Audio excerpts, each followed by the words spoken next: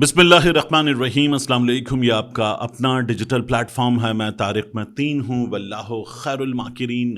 अल्लाह सबसे बेहतर तदबीर फरमाने वाला है, वही बचाएगा मेरे देश को बलाओं से, जो बारिश में शजर से घोंसला गिरने नहीं देता, क्योंकि उसकी तदबीर तमाम तदाबीर की इमाम है। रेहान तारिक की गिरफ्तारी क्यों हुई है, इसकी बात करेंगे। क्या हुआ है, इसके बाद रज़ा डार की पेशी, उस पेशी पर क्या हुआ, अब तक क्या मिला है, मजीद क्या हासिल करना है, इसकी भी तफसील मैं आपके सामने रखूंगा। याद रखिएगा, वीडियो को आखिर तक देखिएगा। इस वीडियो में रज़ा डार के मामले में लाहौर में जहां पेशी हो रही है, तफ्तीश हो रही है, वहां से कहीं दूर कुछ सबूत सामने आ गए हैं। इसकी भी इस वीडियो में बात करेंगे। ये जो जहाज़ हादसे का शिकार हुआ है या किसी तरह से इसको निशाना बनाया गया है, कराची में इस कंपनी के दफातर में क्या हो रहा है, इसकी भी तफसील मैं आपके सामने रखूंगा। और बुशरा बीबी के मामले में भी एक बहुत अहम अपडेट है। वीडियो को आखिर तक देखिएगा। सबसे पहले आपसे रिक्वेस्ट, तारिक मतीन 2.0 के लिए सब्सक्राइब कीजिए, यहाँ भी सब्सक्राइब कीजिए, लाइक कीजिए, कमेंट कीजिए और डू लेट अस नो कि आप क्या देखना चाहते हैं, क्या लाइक करते हैं, क्या लाइक नहीं करते। Thank you very much. आप इस वीडियो के मौज़ूआत पर बात करें।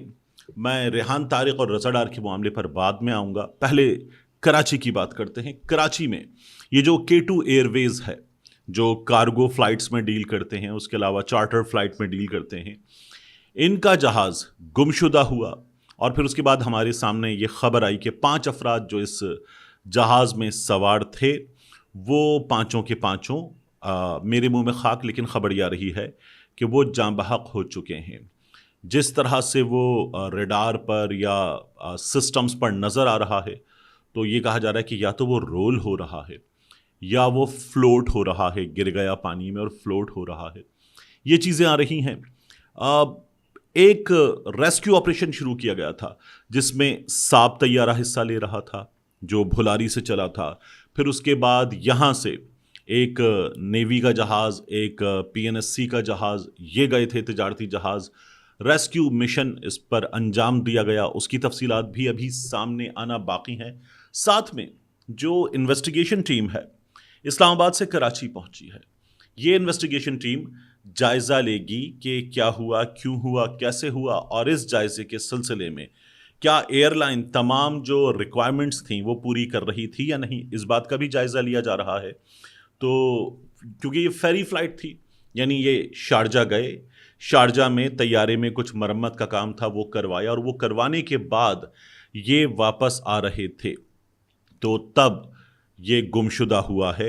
अब फेरी फ़्लाइट में, यानी अगर इनका काम कार्गो का है तो कोई मुमकिन तौर पर कार्गो नहीं था। ये समझ लीजिए कि काम हो जाने के बाद चेक कर लें कैसा है, कैसा काम हुआ है। तो ये उस नौइयत की परवाज़ थी। और अब जो है वो कराची में इसके दफातर सील कर दिए गए हैं। फुटेजेस आप देख सकते हैं, इनके दफातर सील कर दिए गए हैं। इनकी वेबसाइट्स पर जो नंबर दिए गए हैं राब्ते के लिए K2 एयरवेज़ की, वो नंबर भी अभी राब्ता उनसे मुमकिन नहीं है, बंद आ रहे हैं। 021 के नंबर से, लेकिन अभी राब्ता उन नंबर्स पर नहीं हो पा रहा। इनका दफ्तर सील हो चुका है। तो चीज़ें सामने आएंगी कि क्या हुआ है, तफ्तीश इसकी जारी है। दूसरा, रेहान तारिक की गिरफ्तारी, इस पर आते हैं। लेकिन पहले बुशरा बीबी के मामले की बात कर लें। बुशरा बीबी की कल उनसे मुलाकात हुई, उनकी बेटी की, उनकी भाभी की, और ये मुलाकात बताया जा रहा है कि बहुत थोड़ी सी देर की मुलाकात थी। मैंने कुछ सोर्सेज से मालूमात हासिल करने की कोशिश की कि मुलाकात में क्या हुआ और किस माहौल में ये मुलाकात होती है। तो मुझे ये पता चला कि ये मुलाकात ऐसे होती है कि जब गए तो एक बार हाथ मिला लिया, गले मिल लिए, लेकिन उसके बाद कमरे के अंदर दूर दो ज़रा फासले पर मौजूद चीज़ों पर बिठा दिया जाता है। और फिर उसके बाद एक पुलिस एहलकार खातून, वो बुशरा बीबी के सर पर मौजूद, 2 पुलिस एहलकार जो मुलाकात के लिए लोग आए हैं उनके सर पर मौजूद, ज़रा सी देर की बात, और वहाँ पर इसको इन पुलिस वाले जो मौजूद हैं इनके अलावा भी कोई इसका रिकॉर्ड रखा जा सके, इस बात का भी अहतमाम होता है। तो ये मुलाकात इस तरह के माहौल में होती है और ये मुलाकात बहुत मुख्तसर होती है। یعنی یہ 10 سے 15 منٹ کی ملاقات ہوتی ہے، حال چال پوچھا جائے، بات پوچھی جائے، آنکھ کا حال پوچھا جائے، اور تمام چیزوں میں بشریٰ بی بی نے یہ پتہ چل رہا ہے کہ یہ بتایا کہ ٹھیک ہے دعا کیجئے، امی سے کہیں دعا کریں، یہ بہت اذیت دے رہے ہیں، یہ بہت اذیت ہے، اور یہ بات چیت ہوئی ہے۔ باقی ابھی چیزیں معلوم نہیں ہوئی ہیں، یہ مختلف جگہوں سے معلومات حاصل کی گئی ہیں۔ اب بات کر لیتے ہیں رضا ڈار کی پیشی کی۔ دیکھیے رضا ڈار کو جو 5 روزہ ریمانڈ تھا وہ مکمل ہوا، اس کے بعد کینٹ کچہری میں پیش کیا گیا، تو حیران کن مناظر ہیں، میرے لیے ناقابل یقین مناظر ہیں۔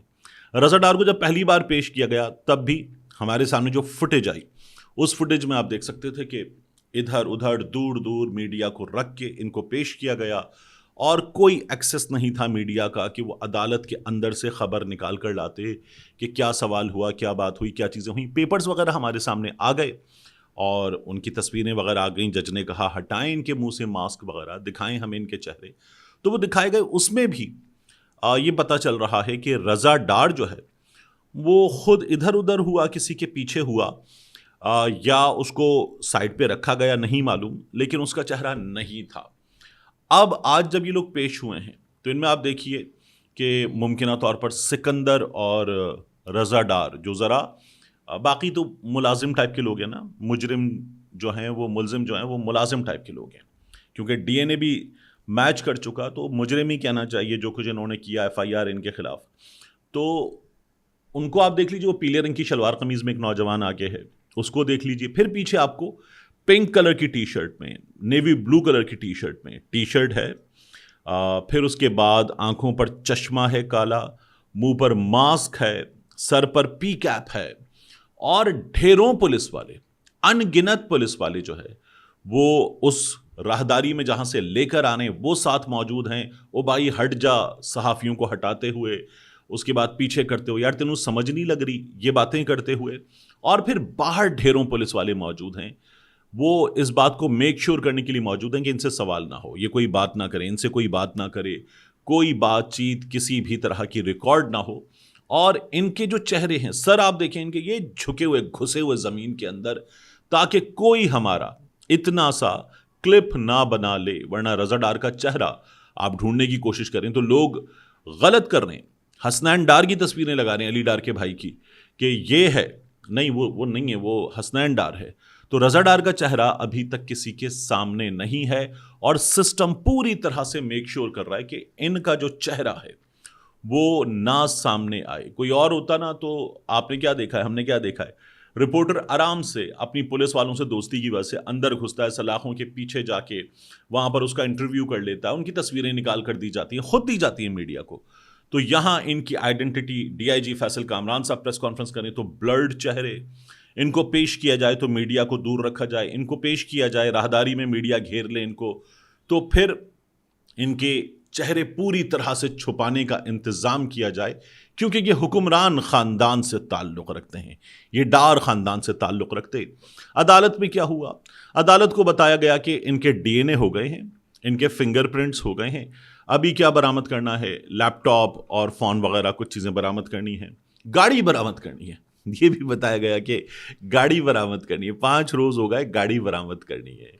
اور پھر اس کے بعد یہ بھی بتایا گیا کہ رقم انہوں نے ان لڑکیوں کے مطابق لی تھی، تو رقم بھی برآمد کرنی ہے، ڈیجیٹل والیٹ میں لی، کچھ کیش لیا، جو بھی کیا، تو وہ رقم بھی برآمد کرنی ہے۔ عدالت نے ان کے ریمانڈ میں 5 روز کی توسیع کر دی ہے۔ میں نے آپ سے کہا تھا کہ ابھی کوئی ریلیف فوری نہیں دیا جائے گا، یہ سورس کا بتانا ہے، اور ان کی توسیع ہوگی ریمانڈ میں، وہ توسیع ہو گئی، صبح میں نے آپ کو یہی بتایا تھا۔ دوسری خبر جو میں آپ سے کہہ رہا تھا کہ لاہور سے کہیں دور ہمارے سامنے آ رہی ہے، وہ دوسری خبر کیا ہے؟ دوسری خبر یہ ہے کہ اسلام آباد میں جب یہ باہر سے آنے والی خواتین، رضا ڈار، دیگر لوگ یہ ساتھ ساتھ موو کر رہے تھے، ہوٹل گئے، اسلام آباد میں انہوں نے موو کیا، ریسٹورنٹ گئے، پھر وہاں سے نکلے، پھر یہ نتھیا گلی گئے، پھر وہاں سے واپس آئے، اسلام آباد میں موٹر وے میں مختلف جگہوں پر انہوں نے سفر کیا، لاہور آئے، تو ان کی گاڑیوں کی تصاویر بنی ہیں، اور ایک شخصیت یہ بتایا جا رہا ہے کہ وہ بہت اہم ہے، اس شخصیت کی تصاویر بھی بنی ہیں۔ اسلام آباد کے جو کیمرے ہیں جو سیف سٹی کے کیمرے ہیں وہ بڑے طاقتور کیمرے ہیں، تو ان کیمروں میں وہ تصاویر آئی ہیں اور یہ کہا جا رہا ہے کہ وہ تصاویر محفوظ کر لی گئی ہیں مناسب وقت کے لیے. ہمارے یہاں مناسب وقت آتا ہے تو مناسب وقت کے لیے تصویریں محفوظ کر لی جاتی ہیں. میں مناسب وقت کی ایک مثال دے دیتا ہوں آپ کو. جب میاں نواز شریف صاحب پر پاناما کیس میں معاملہ ثابت ہو گیا نا اور اس کے پیپرز وغیرہ سامنے آنا شروع ہوئے کہ انہوں نے کب کیا باہر کمپنی بنائی، کیسے بنائی، تو برٹش ورجن آئلینڈ میں ان کی کمپنی کی چیزیں 2012 کے کچھ لیٹرز وغیرہ سامنے آئے. تو 2013 میں میاں نواز شریف صاحب نے الیکشن جیت لیا. 2012 کے پیپرز ہمارے اداروں کے پاس موجود تھے.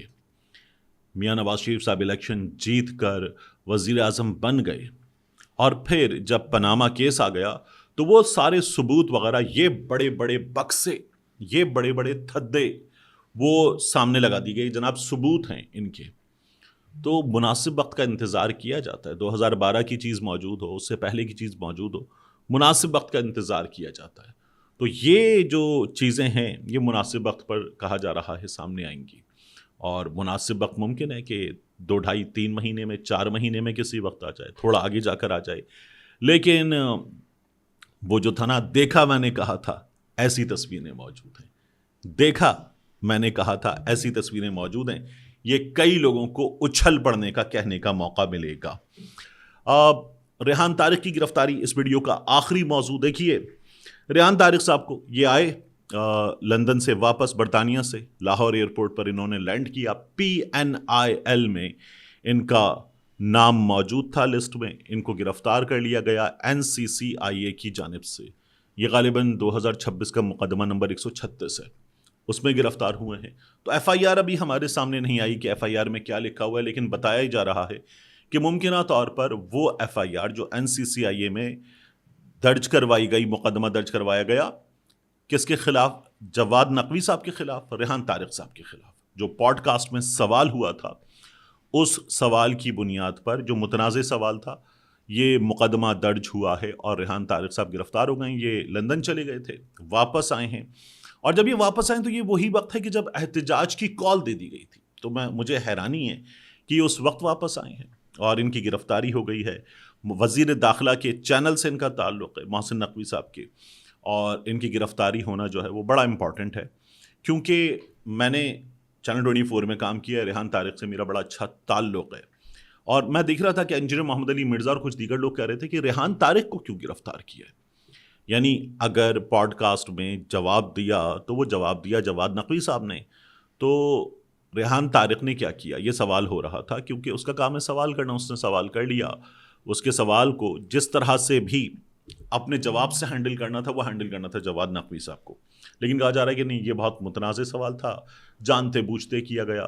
تو جانتے بوجھتے سوال کیا گیا یا نہیں، ابھی قانون اپنا راستہ لے گا، چیزیں سامنے آئیں گی. مگر محسن نقوی صاحب خود ریحان طارق کو، وہ ہوتا ہے نا جن لوگوں کو وہ بہت پسند کرتے ہیں، Rehan Tariq happiness to be one of them, کہ جس کو محسن نقوی صاحب خود بڑا پسند کرتے ہیں. تو اس سے یہ بھی نکلے گا کہ دیکھیں جی، اتنے بڑے آدمی کے چینل کا ایک بڑا ملازم وہ گرفتار ہوا ہے. تو رول آف لا پہ تو بلیو کرتے ہیں لوگ پاکستان میں. اس کو ایسے بھی ہمارے ہاں پینٹ کیا جائے گا. بہرحال ریحان طارق صاحب نے جو بھی کیا اس میں اگر ممکن ہے کہ کچھ سوال میں غلطی بھی ہو، تو بات یہ کہ ان کا سوال تھا، اس کی بنیاد پر اب سوشل میڈیا پر میں دیکھ رہا تھا کافی بڑی تعداد میں لوگ جہاں ان کے خلاف بات کر رہے ہیں، وہی لوگ یہ بات کر رہے ہیں کہ انہوں نے سوال ہی کیا تھا. اور ان کو گرفتار کرنا بعض لوگوں کی رائے میں زیادتی ہے، بعض لوگوں کی رائے میں درست ہے. اب دیکھتے ہیں کہ اس کیس میں کیا ہوتا ہے. ہم نے تو یہ دیکھا ہے کہ اس ملک میں NCCIA کے ہاتھوں صحافی گرفتار ہو. تو کراچی میں ہم نے فرحان ملک کو دیکھا، لمبی گرفتاری، عید خراب. ہم نے سہراب برکت کو دیکھا، 100 دن گزار لیے، پھر دوبارہ گزار لیے، کافی دن. تو اب اس کیس میں کیا ہوتا ہے یہ بھی دیکھنے کی چیز ہے. ملتے ہیں انشاءاللہ آپ سے اگلی ویڈیو میں.